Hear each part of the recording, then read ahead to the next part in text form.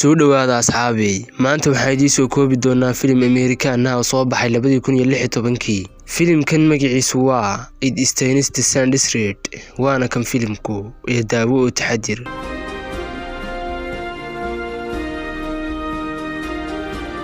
filimku waxa uu ku bilaabmanayaa Molly iyo saaxiibkeed Nick oo gaari wata waxa ay ka tageen magaaladii ay joogeen maadaama magaalada uu ka dilaacay virus taasoo dadkii ka dhigtay inay noqdaan zombies Molly iyo Nick waxay dhex socdeen lama deegaanka Nevada Nick waxa uu Molly u sheegay inuu garanayo nin lagu magacaabo Jimmy kaasoo ay kula kulmi doonaan garoonka diyaaradaha si uu ugu qaado dalka Mexico Molly iyo Nick waxay rajeynayeen inay gaadhaan meel ammaan ah oo ay kaga badbaadaan zombieska intay jidka socdeen Molly waxay cabtay xoogaa biyaha maadaama ay aad u haraadanayd cabaar markii ay socdeen Molly waa ay wareertay maadaama gaadhigu isbiidku soconayay waxayna ka baxday gaadhiga wayna matagtay isla xilligaasna taayiradii gaadhiga ayaa aasmay oo ciid ku dhigtay Molly waxay gudaha u soo gashay baabuurka Nick waxa uu Molly u sheegay inuusan mar dambe baabuurka joojinayn maadaama meesha ay u socdaan ay u jirto 30 mayl oo kaliya Nick waxa uu isku dayay inuu gaadhiga dib u istaaro laakiin gaadhigu uu dhaqaaqi la'yahay maadaama mid ka mid ah taayiradu aasmay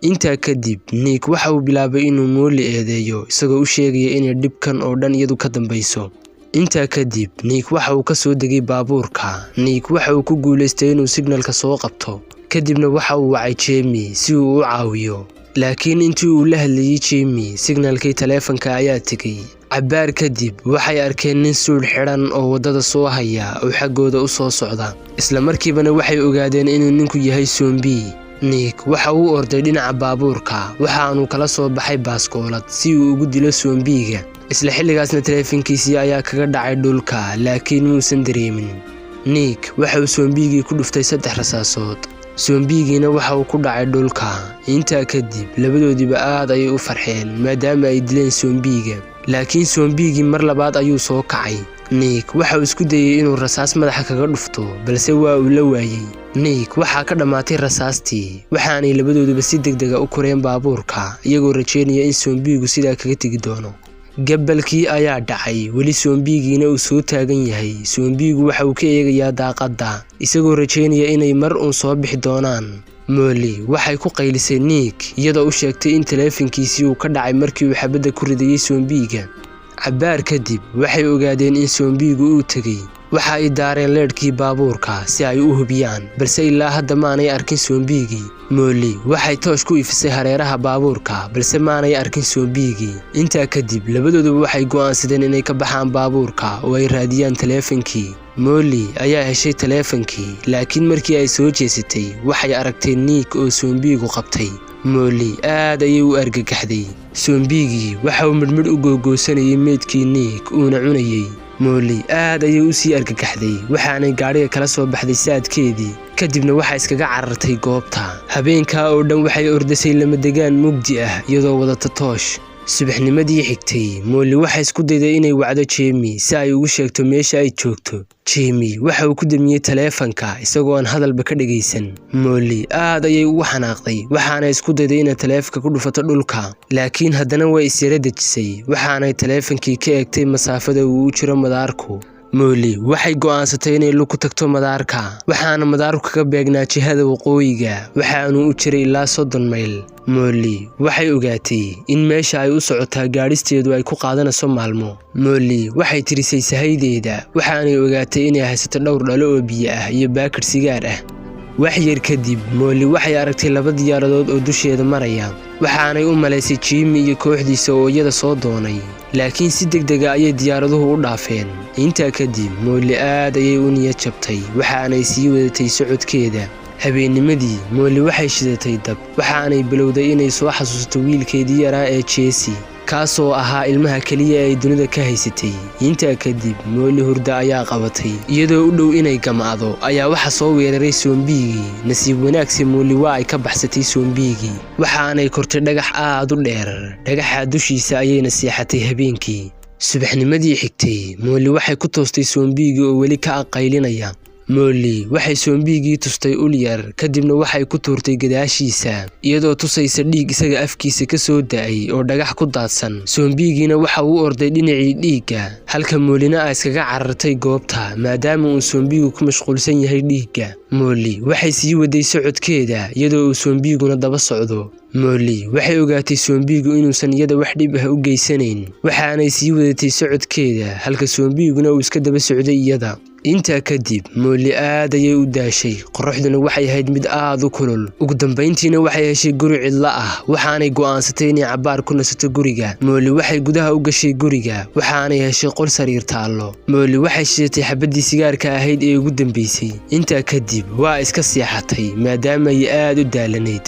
cabaar kadib Molly waxay ku toostay shanqadh waxaanay aragtay sombigii oo guriga soo galay. Molly waxay isku qarisay musqusha qubeyska ugu dambeyntiina waa iskaga tagtay gurigii laakiin haddana waxay aragtay sombigii oo soo daba socda. Molly aad ayay ugu xanaaqday sombigii waxaanay ku tuurtay dhagaxyo iyadoo ku amraysay inuu iskaga tago iyada laakiin sombigu muusan maqlin hadalkeeda waxaanuu soo weeraray iyadii wayna ka baxsatay. intaa kadib waxay sombiga uga sheekaysay ragga ay kula kulmi jirtay baararka iyadoo u sheegtay inay ahaayeen rag xunxun oo iska daba socon jira iyada sida sombiiska oo kale laakiinse aysan iyadu wax dareen ah siin jirin. Sombigu waxa uu iska dhageysanayay hadalkeeda waanu iska daba socday iyada. habeennimadii Molly waxay shidatay dab halka sombiguna uu hor fadhiyay iyada. Molly waxay sombiga uga sheekaysay inay ahaan jirtay fanaanad ka heesta baararka maantana ay marxaladan ku sugan tahay. Sombigii weli uu hor fadhiyaa waxaanu dhageysanayaa hadalkeeda. subaxnimadii xigtay Molly waxay wacday Jimmy waxaanay u sheegtay meesha ay ku sugan tahay laakiin Jimmy waxa uu sheegay inuu ilaa berri u imaan doono. hadda Molly waxaa ka dhamaaday biyihii ay cabisay maqaarkeeduna waxa uu isku bedelay casaan maadaama ay lugeynaysay 2 maalmood iyo 2 habeen. Molly iyadoo soconaysa ayaa waxa si lama filaan ah ugu timid dabayl xooggan. Molly waxay isla markiiba ogaatay in dabayshanu ay wadato ciid aad u badan waxaana isku dayday inay ka cararto laakiin duufaantu waxay soo gaadhay Molly dhulka ayayna ku tuurtay. sidoo kale duufaantu waxay dhulka ku tuurtay sombigii. cabaar kadib Molly waxay aragtay baabuur ku soo socda wayna u qaylisay iyadoo caawimaad ka dalbanaysa. nasiib wanaag baabuurku uu istaagay waxaana ka soo degay 2 nin isla markiibana way u yimaadeen waxaanay siiyeen waxoogaa biyo ah waxaanay u kaxeeyeen dhinacii baabuurka. waxay u sheegeen in magacyadooda la dhaho Ted iyo Jason. Molly waxay nimankii u sheegtay inay boorsadeedii ay weyday markii ay dabayshu dhacaysay waxaanay isku dayday inay gaadhiga ka baxdo oo ay soo raadsato laakiin nimankii ayaa joojiyay oo ku yidhi annagaa kuu soo raadinaynaa. intaa kadib Molly waxay shidatay AC-ga baabuurka waxaanay moobilkeedii gashatay jaajar waxayna dallacatay muraayadda iyadoo sugaysa nimankii. Molly waxay aragtay sawir ay ku wada jiraan wiil iyo aabihii oo ku dhegsan baabuurka waxayna ogaatay in koofiyadda wiilku ay u eg tahay koofiyadii uu Jason xidhnaa. sidoo kale waxay baabuurka qaybtiisa dambe ku aragtay maryo dhiig leh. Molly waxay ogaatay in Ted iyo Jason ay yihiin dilaayo baabuurkana aysan iyagu lahayn ee ay soo dhaceen. labadii nin ayaa dib ugu soo laabtay baabuurka waxaanay Molly weydiiyeen macluumaad dheeraad ah oo ku saabsan madaarka ay u socoto. Molly iyadoo ka cagajiidaysay su'aashooda ayaa waxay ka dalbatay inay baabuurka ka baxdo si ay nafteeda u badbaadsato maadaama ay ogaatay xaqiiqadooda. Jason ayaa si lama filaana bac madaxa ugaga qabtay Molly waxaanay ka soo dejiyeen baabuurka waxayna weydiiyeen macluumaad ku saabsan madaarka ama garoonka diyaaradaha. Molly waxay u sheegtay meesha uu ku yaalo madaarku laakiin sidaa kagama aysan tegin ee waxay isku dayeen inay ku xadgudbaan. dhanka kale sombigii ayaa ku toosay qayladii Molly waxaanuu ka soo kacay bacaadii. sombigii waxa uu qoorta ka qaniinay Ted waa uuna cunay halka Jason uu iskaga cararay goobta. Molly aad ayay u niyad jabsan tahay hadda. intaa kadib waxay soo aruursatay alaabtii ka daadatay baabuurka waxaanay ka heshay hal xabo oo doomaha la buufiyo ah iyo dhalooyin biyo ah. Molly waxay doontii ku soo jeedatay xadhig waxaanay sii wadatay socodkeeda. cabaar markii ay socotay Molly aad ayay u daashay waxaanay isku tuurtay dhulka iyadoo niyad jabsan. Molly waxay aragtay sombigii oo u soo socda dhinaceeda laakiin marka Molly waxay go'aansatay inay la saaxiibto sombiga waxaanay ku fikirtay in alaabta ay sidato ay ku rarato sombiga ilaa iyo inta ay ka gaadhayso madaarka. waxay soo qaadatay taayir kadibna waxay qoorta u gelisay sombigii waxaanay xadhig ugu xidhay doontii yareed oo ay ku jiraan dhalooyin biyo ah iyo boorsadeedii. Molly waxay hor socotay Zombie-ga halka Zombie-guna uu iska daba socday Molly. Intaa kadib Molly waxay Zombie-ga uga sheekaysay waxyaabo ku saabsan nolosheedii hore, waxaana u sheegtay inay dhashay ilmo yar iyadoo aad u da'yar, waxayna u sheegtay inay korsan kari weyday ilmaha yar kadibna ay u geysay walaasheed si ay iyadu ugu koriso. Molly waxay Zombie-ga u sheegtay in walaasheed aanay wax caruura dhalin, sidaa awgeedna ay u daryeelayso wiilkeeda maadaama uu yahay ilmaha kaliya ee ay haystaan.